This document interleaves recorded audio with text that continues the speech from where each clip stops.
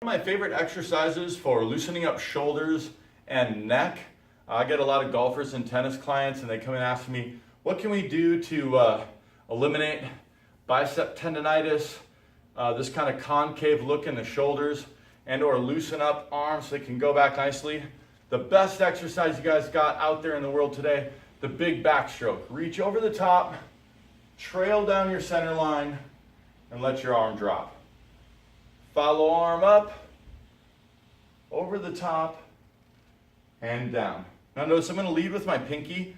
I'm going to turn my hand over like I'm cutting through the air as I go. I follow with my collarbone and my chin.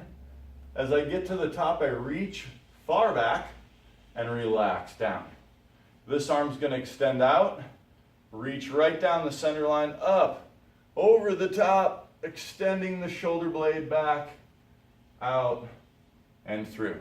This thing can go fast once you get mobilized and stretched out. So it's really great for all those swinging, swimming sports.